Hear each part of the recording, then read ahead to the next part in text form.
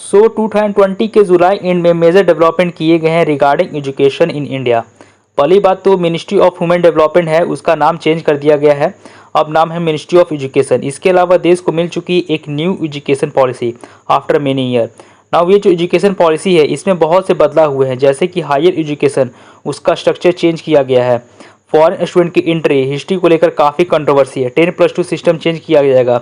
तो बहुत कुछ आपको जानने को मिलेगा, बहुत ही डिटेल इन्फॉर्मेशन मैं आपको दूंगा। But before we begin, subscribe this channel Ayush Jaiswal and hit the bell icon for update new videos. अब जो 2020 में नेशनल एजुकेशन पॉलिसी आई है, ये देश की तीसरी एजुकेशन पॉलिसी है। जी हाँ, इतिहास में अगर आप देखो तो रिपब्लिक ऑफ इंडिया में सिर्फ 3 बार एजुकेशन पॉलिसी आई है। एक तो 1968 में जब इंदिरा गांधी पीएम थी, फिर 1986 में जब राजीव गांधी पीएम थे, अब 2020 में जब पीएम मोदी हैं। बट यहाँ पर गैप काफ़ी ह्यूज है, 34 साल का पूरा गैप है हमारे नेशनल एजुकेशन पॉलिसी में। तो इसको चेंज करना काफ़ी ज़रूरी था।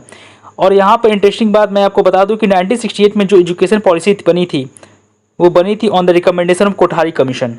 और कोठारी कमीशन में बहुत सारी रिकमेंडेशन करी गई, लेकिन एक एक्सपेक्ट मिस कर दिया गया था, वो था कि अपने जीडीपी का 6% खर्च करो ऑन एजुकेशन। कोठारी कमीशन ने 1964 में ही कह दिया था कि अगर इंडिया को डेवलप करना है तो 6% एलोकेट करना ही होगा ऑन एजुकेशन, नहीं तो देश काफ़ी पीछे रह जाएगा as compare to rest of the world. मगर इंडिया का दुर्भाग्य रहा है कि जब से इंडिपेंडेंस हुआ है तब से लेकर अब तक हमने अपने किसी भी जीडीपी ईयर में 6% का जीडीपी एजुकेशन पे खर्च नहीं किया है।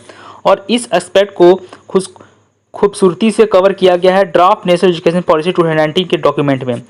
ये आपको बहुत ही आसानी से ऑनलाइन मिल जाएगा और आप वहाँ जाकर देख सकते हो। तो इस ड्राफ्ट में भारत सरकार साफ साफ बताती है कि जो पब्लिक एक्सपेंडिचर है एजुकेशन में, ये सिर्फ 2.7% ऑफ जीडीपी इन 2017-18, मतलब कि 2017-18 फाइनेंशियल ईयर था, उसमें गवर्नमेंट ने बस 2.7% ऑफ जीडीपी खर्च किए थे ऑन एजुकेशन। और यहाँ साफ साफ लिखा हुआ है कि public spending on education has never attain the 6% GDP in 1968 policy. मतलब जो कोठारी कमेटी की रिकमेंडेशन थी सरकार को कि उसे इम्प्लीमेंट की जाए, लेकिन अब तक उसे इम्प्लीमेंट नहीं किया गया है। अब हमें महसूस होने लगा है कि नहीं, अब हमें अपनी एजुकेशन पॉलिसी को काफ़ी हद तक चेंज करना होगा। और भारत सरकार खुद यहाँ कहती है कि दुनिया भर के बाकी देश आप देखो तो चाहे उनकी पॉपुलेशन जैसे भी हो, इकॉनमी जैसे भी हो, एजुकेशन पर बहुत सी कंट्री की हाई प्रायोरिटी रहती है। जैसे कि भूटान खर्च करता है अपने जीडीपी का 7.5%, फिर जिम्बाब्वे देखो वो भी खर्च करता है 7.5%, यूएस 5%, यूके 5.5%। तो वेरियस कंट्री अपने एजुकेशन पर काफ़ी हद तक खर्च करते हैं। तो अब बात करते हैं कि इस नए एजुकेशन पॉलिसी में क्या है। देखो, नेशनल एजुकेशन पॉलिसी बनने से पहले बहुत सी जगह से राय मशवरा लिया गया था। सरकार के हिसाब से nearly 2 lakh suggestion from 2.5 lakh gram panchayat और 6600 ब्लॉक, 676 डिस्ट्रिक्ट। इसके अलावा एक बहुत बड़ी कमेटी बनाई गई थी फॉर न्यू एजुकेशन पॉलिसी, उसका नाम है committee for the draft national education policy, जिसके चेयरमैन थे पद्म विभूषण डॉक्टर के कस्तूरी रंजन। तो ये थे रिकमेंडेशन सौंपे गए थे भारत सरकार को, और अदर रिकमेंडेशन ली गई थी from the people, district panchayat, इन सब को जोड़कर नई एजुकेशन पॉलिसी बनाई गई।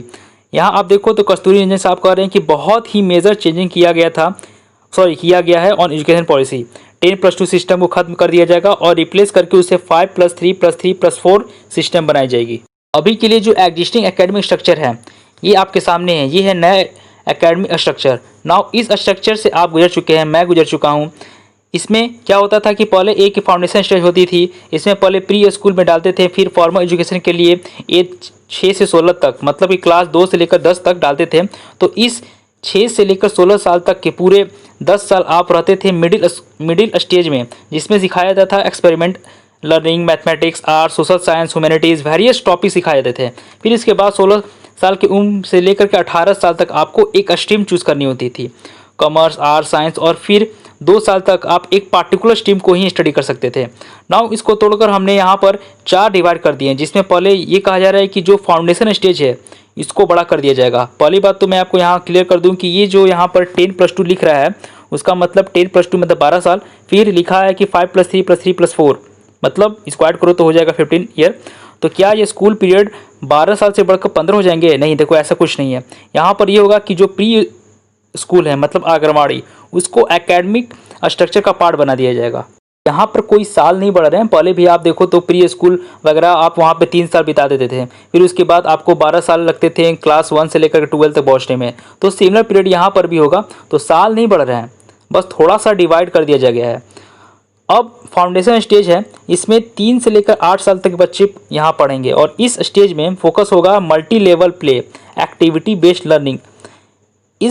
उन बच्चों को एथिक्स भी सिखाया जाएगा, क्या सही है क्या गलत है, फिर बिहेवियर, इमोशनल डेवलपमेंट, कुदरत के साथ कैसा रिलेशन करना है, आर्ट क्राफ्ट, सब कुछ फाउंडेशन स्टेज में डाल दिया गया है। और सबसे खूबसूरत बात यह है कि इस फाउंडेशन स्टेज में कोई भी एग्ज़ाम नहीं होगा। एग्ज़ाम आपके स्टार्ट होने वाले हैं फ्रॉम क्लास 3। तो कोई लोग सोच रहे होंगे कि काश आज मैं यहाँ पैदा होता 1920 में तो इस एकेडमिक स्ट्रक्चर के पढ़ने का मौका मिलता। हाँ, वो ठीक सोच रहे हैं, क्योंकि ये बहुत ही ज़्यादा अच्छा स्ट्रक्चर है। इससे बच्चे पर मेंटल स्ट्रेस एकदम कम पड़ेगा। 8 साल की उम्र तक बच्चे पर एग्ज़ाम का प्रेशर नहीं होगा। नेक्स्ट, अब इस न्यू एजुकेशन पॉलिसी में अगला ये है कि क्लास 5 तक mother tongue, local language, regional language, medium of instruction होगा। मतलब कि कोई भी भाषा स्टूडेंट पर इम्पोज नहीं की जाएगी। का मतलब कि इंग्लिश पर बहुत ही ज़्यादा बचपन से जोर होता है। आप देखो कि अर्बन एरिया में प्री एजुकेशन से ही इंग्लिश पर जोर होता है और इंग्लिश ऑलमोस्ट बच्चों पर इम्पोज कर दी जाती थी from the pre school various young age. इसका मतलब ये है कि ये नहीं है कि इंग्लिश को आप नहीं पढ़ोगे, वो आप इंग्लिश सीख सकते हो। हाँ, उन पर कोई भाषा ज़बरदस्ती इम्पोज नहीं की जाएगी। अब देखो, ये बड़ा कंट्रोवर्शियल निर्णय है। कुछ एक्सपर्ट ये कह रहे हैं कि इंग्लिश को प्रमोट करना चाहिए। इंग्लिश आज के समय दुनिया भर में दरवाजे ओपन करती है। यदि आपको लिटरेचर पढ़ना हो, कोडिंग सीखना हो, आपको इंटरनेट पर कोई चीज़ सर्च करना हो, तो वहाँ पर इंग्लिश का काफ़ी क्रिटिकल रोल होता है। तो अभी भी कंट्रोवर्सी है इस निर्णय को लेकर, क्या मदर टंग लोकल लैंग्वेज को इतना प्रमोट करना चाहिए, क्योंकि इंग्लिश यूनिवर्सल लैंग्वेज है और हमारे डाइवर्स कंट्री है। जैसे साउथ में आप अलग चल जाओगे तो वहाँ अलग लैंग्वेज, नॉर्थ इंडिया में हिंदी लैंग्वेज, तो सबको कम्युनिकेट करने के लिए इंग्लिश को एक गुड मीडियम माना जाता है। तो ये सब कुछ एजुकेशनल एक्सपर्ट का कहना है, जो 2 खेमे में बटे हुए हैं। मैंने यहाँ पर दोनों का पक्ष आपके सामने पेश कर दिया है। नेक्स्ट, अब जो क्लास हैं 6 से लेकर 8 तक, इसमें आपको 10 डेज बैगलेस स्कूल जाना है। मतलब कि बिना बैग का आप 10 दिन तक स्कूल जा सकते हो। और यहाँ पर वोकेशनल एक्सपर्ट हैं, जो लोकल वोकेशनल एक्सपर्ट होंगे, जैसे कि कारपेंटर, गार्डनर, पॉटर, उनसे आप क्लासेस लेंगे, उनसे आप उनका एक्सपीरियंस सीख सकते हो। अब मेन बात आती है कि क्लास 9 से 12 तक, इसमें देखो बोर्ड एग्ज़ाम तो रहेंगे, ये खत्म नहीं होने वाले हैं। हाँ, इसमें कोशिश की जाएगी कि हॉलिस्टिक व्यू हो, थिंकिंग जनरेशन हो, फ्लेक्सिबिलिटी हो, अलाउ किया जाए कि एक बच्चा खुद अपना सब्जेक्ट चूज़ कर पाए। और यहाँ पर बड़ा इंटरेस्टिंग यह है कि इस स्टेज में आपको चूज़ करना होता है कि कौन से स्ट्रीम ली जाए, कॉमर्स, साइंस, आर्ट्स। तो यहाँ पर स्टूडेंट के पास मल्टी डिसिप्लिनरी पावर है। मतलब कि वो आर्ट्स के साथ कुछ भी कैरी कर सकते हैं, जैसे कि फिजिक्स, केमिस्ट्री, बायो, या फिर अगर आप वो साइंस लेते हैं तो वो हिस्ट्री, ज्योग्राफी, पॉल साइंस कुछ भी ले सकते हैं। और यहाँ पर क्लास 9 से 12 तक इसमें फॉरेन लैंग्वेज को भी ऐड किया गया है, इंक्लूडिंग जर्मन, फ्रेंच, स्पेनिश। तो सब कुछ सीख सकते हैं इस पूरे देश में, पूरे देश के स्कूल में अवेलेबल होने वाली है। लेकिन ये सब चेंजेस ऐसा नहीं है कि इस तरह इम्प्लीमेंट हो जाएंगे। इम्प्लीमेंट होने में हो सकता है कि अभी 1 से 2 साल लगें, क्योंकि इसमें काफ़ी इंटीग्रेशन होनी बाकी है। यहाँ पर मैं आपसे जानना चाहूँगा कि आपके हिसाब से ये जो चेंजेस हैं, क्या ये सही है? क्या आपको लगता है कि जो 10+2 सिस्टम थी वो बेहतर था? नीचे कमेंट सेक्शन बताइए। तो ये था नेशनल एजुकेशन पॉलिसी पर डिस्कशन। सो उम्मीद करता हूँ कि वीडियो पसंद आया होगा। यदि पसंद आता है तो इसे लाइक करिए, शेयर करिए और मिलते हैं ऐसे इंटरेस्टिंग टॉपिक के साथ। तब तक के लिए bye bye and take care.